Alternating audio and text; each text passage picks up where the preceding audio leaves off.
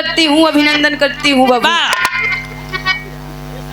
बहुत ही सुंदर सुंदर प्रस्तुति आप लोगों के बीच में हुई।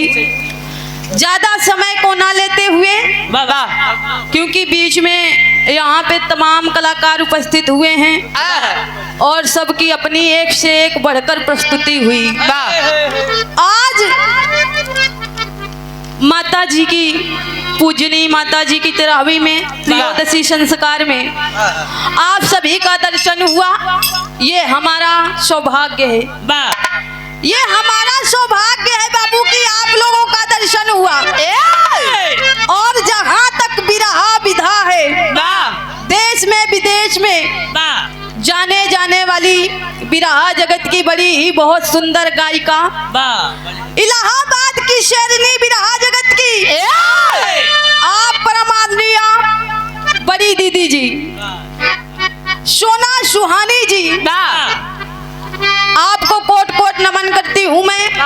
और साथ में पूजनीय गुरु जी हमारे आप परम आदरणीय सम्मानित श्री राम गुलाब मौर्य कवि जी, जिनकी देन है कि आज बिरहा जगत में इस मंच पे खड़ी होके बिटिया गावत बा।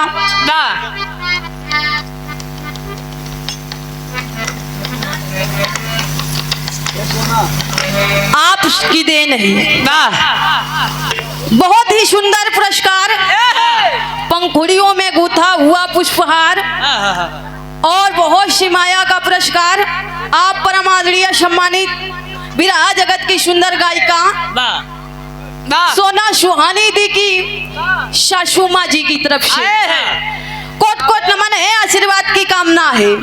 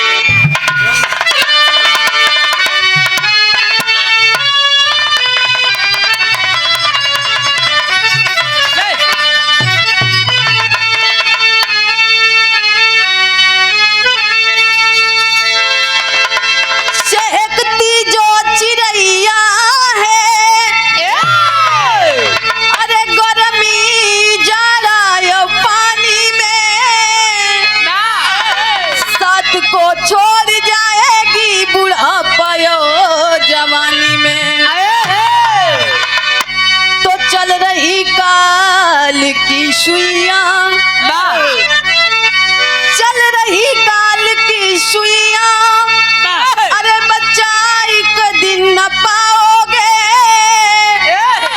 चहकते आए हो जग में मौन हो करके जाओगे।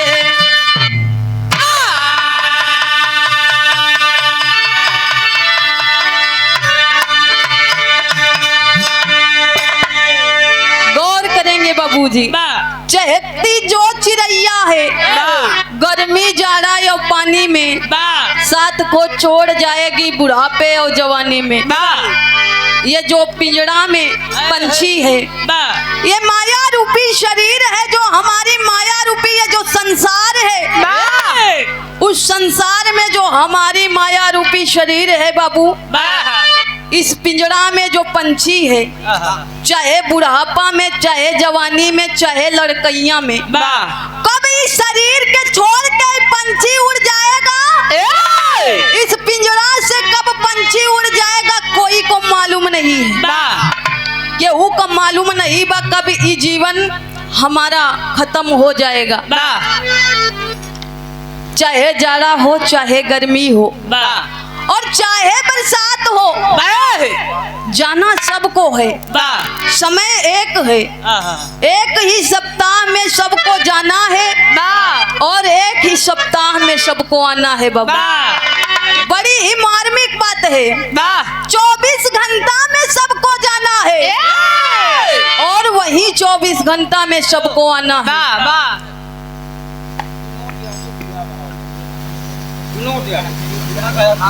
आप बिरहा जगत के बड़े ही ज्ञानवान गायक परम आदरणीय सम्मानित विनोद यादव जी की तरफ से बहुत ही सुंदर हुआ पुष्पहार और बहुत सी माया का पुरस्कार देकर सम्मानित किए। आप कोट नमन है, आशीर्वाद की कामना है। जो भी संसार में आया है बाबू, वहां से प्रभु से एक विनती करता है कि प्रभु, माई के पेट में जब बच्चा रहता है बाबू, जब माँ के पेट में बच्चा रहता है, वही बच्चा कहता है कि ये विधाता, ए प्रभु, ए दुनिया के पालनहार, जितना जल्दी हो सके हमका ही नरक से बाहर निकाला। लेकिन जब इस धरती पे वो बच्चा आता है बाबू, उस परमात्मा को, इस विधाता को, जन्म देने वाले ईश्वर को भूल जाता है। लेकिन हमारे गुरुजी परम आदरणीय सम्मानित श्री राम गुलाब मौर्य कवि जी बड़ी ही सुंदर गीत लिखे। कैसे माँ साहब?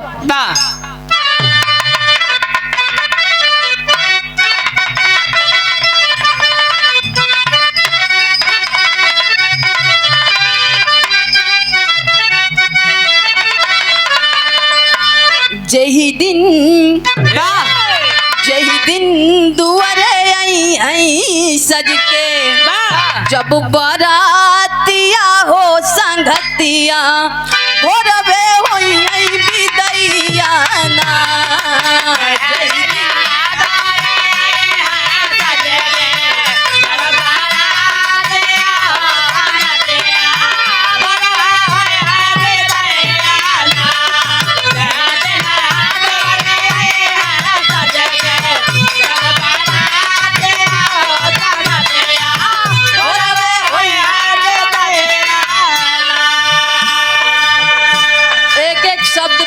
करेंगे बाबूजी। जय दिन दुआरे यहीं सज के, जब बरातिया वो संगतिया, भोरवे हो यहीं विदैया ना। उ दिन चाहे लड़का हो, चाहे बूढ़ा हो, और चाहे जवान हो, चाहे नर हो, चाहे नारी हो, सबके लिए वो दिन आता है बाबू। सबको यहाँ जो जो आया है, सबको एक दिन उस पिया के पास जाना है, जहाँ पे हमने जो किया है। हमारा जैसा कर्म होगा बाबू, वैसा फल मिलेगा। पाप पुण्य का लेखा जोखा होता है वहाँ पे, कहना है।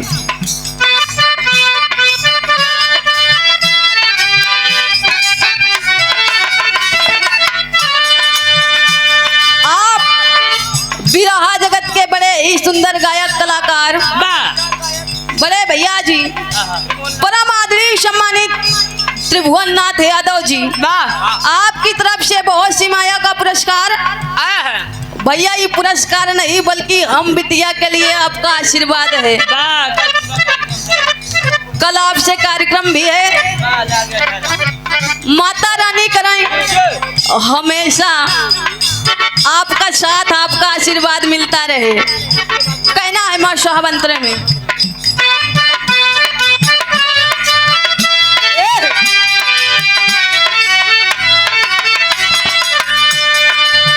बचपन बीतल आई तरुराई,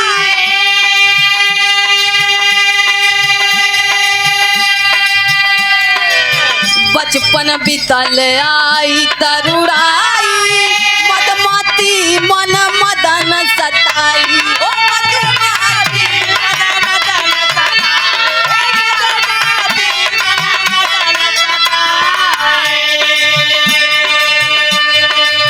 एक दिन नौआ बारी लेके,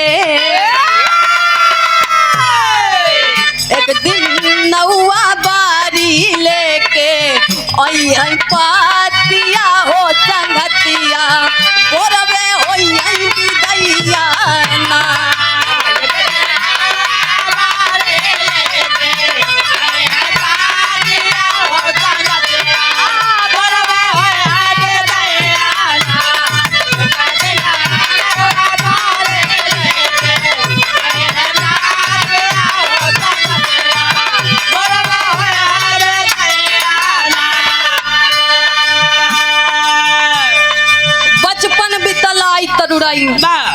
धीरे धीरे जन्म हुआ।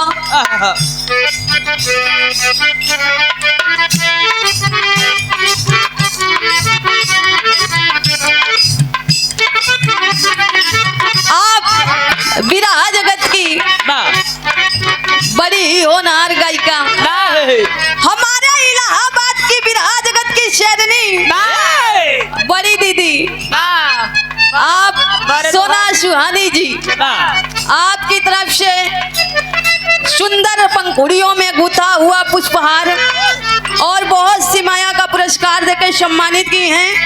कोट कोट नमन है, आशीर्वाद की कामना है।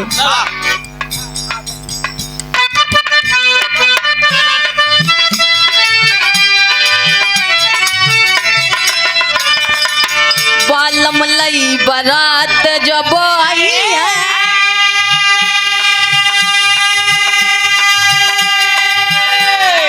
सब सखिया सिंगार सजई है।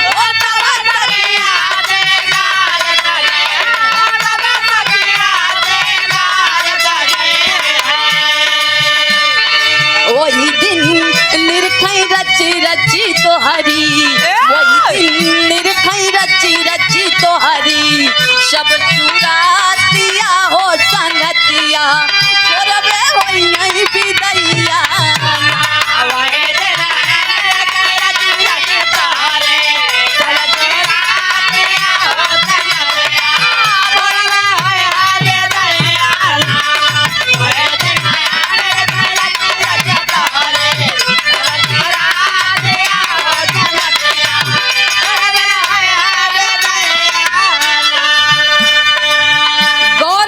बाबूजी बालम लई बरात जब आई हैं, सखिया सब सिंगार सजई हैं।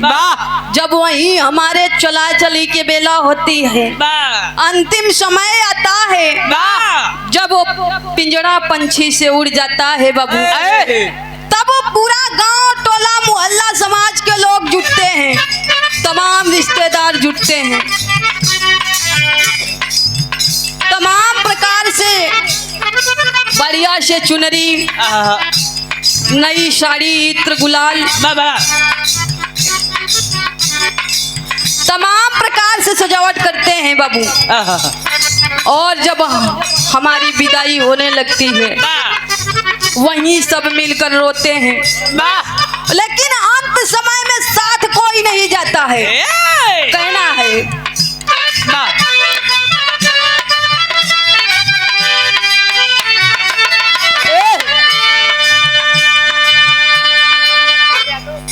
आप विरहा जगत के बड़े ही सुंदर गायक कलाकार, जौनपुर की पावन सरजमी से बड़े भैया जी मनीष लाल यादव जी की तरफ से बहुत सी माया का पुरस्कार, पांव छू के पै लगी बा, प्रणाम बा, आशीर्वाद के कामना बा।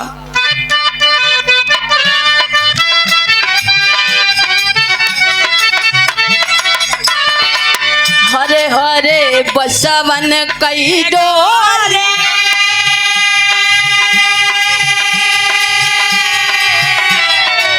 तो है बैठाए केहू ना बोली, ओ तो है बैठाए केहू ना बोली, तो है बैठाए केहू ना बोली। कुछ रोई है कुछ गई है मिल के, कुछ रोई है कुछ गई है मिल के, अब रातिया हो संगतिया करबे होई नहीं बिदैया ना।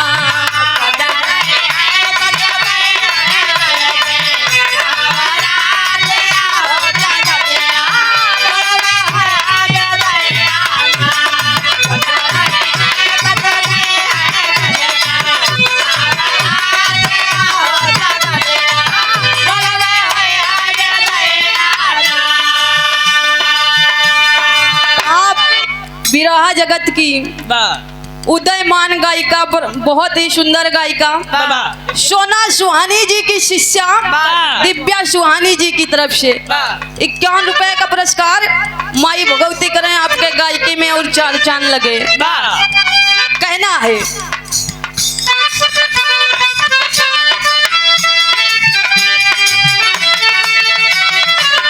डोली चार कहार उठाए,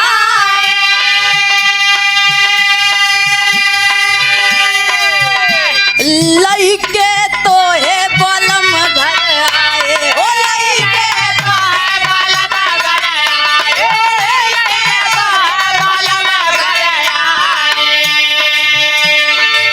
बीत गई पहर घड़ी यहू दिनवा, बीत गई पहर घड़ी यहू दिनवा, बितली रातिया हो संगतिया, करबे वहीं बिदैया ना।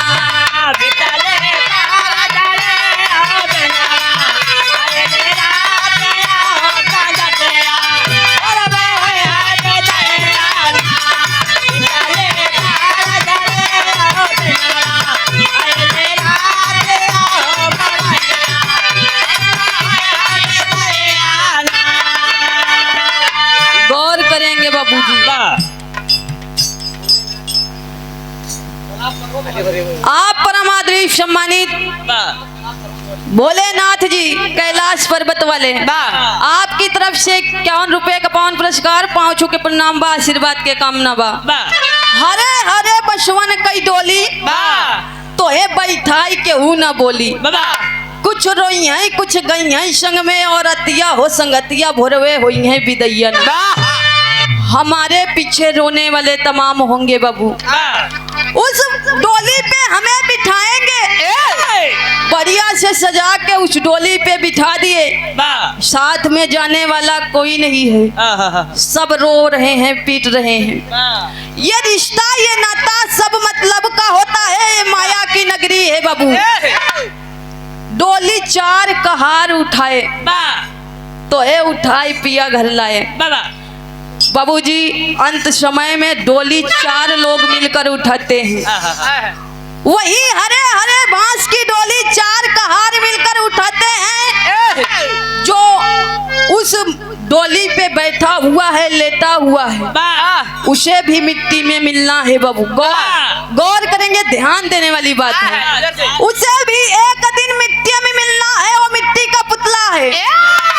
और जौन चार कहार डोली उठाए हैं वो भी मिट्टी का पुतला है, एक दिन उनको भी मिट्टी में मिलना है। कहना है आप विरहा जगत के बड़े ही मजे हुए कलाकार, ज्ञानी कलाकार, आप विनोद निराला जी की तरफ से 51 रुपए का पावन पुरस्कार बा, कोट कोट नमन बा, आशीर्वाद के कामना बा। अंतिम भाव में कहना है,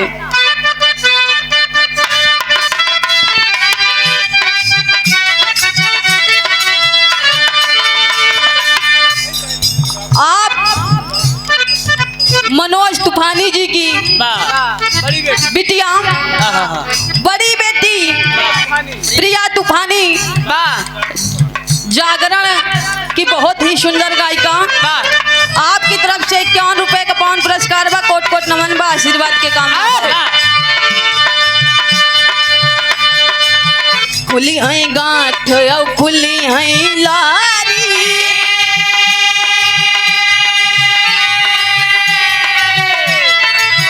खुली है गांठ लारी खुल जाई है,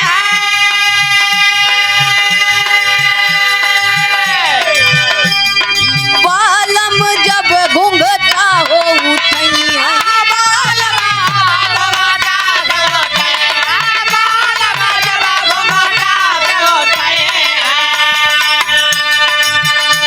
गौर करेंगे बाबूजी, अंतिम समय में वही मिट्टी का पुतला उठा करके जो बांधा गया था, उस डोली से बांधा गया था, बांस की डोली से, वही मिट्टी का पुतला उठा करके मिट्टी में मिला दिया गया, पंच तत्व में विलीन कर दिया गया।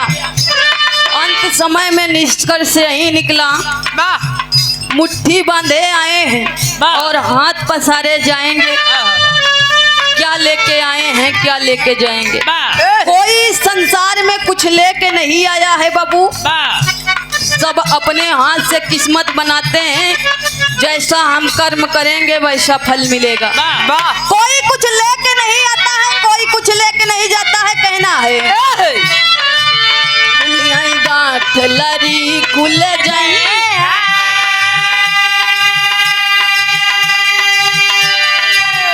बालम जब घूंघता के उठाई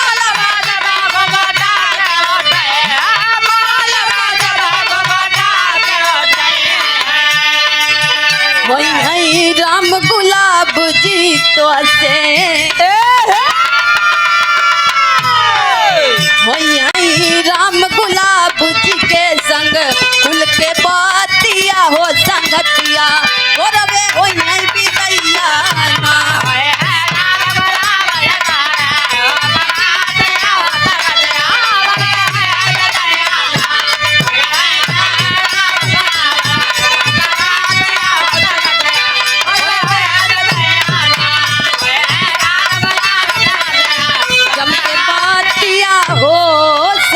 हो रवे होई है बिदैया ना जोरदार तालियों से स्वागत।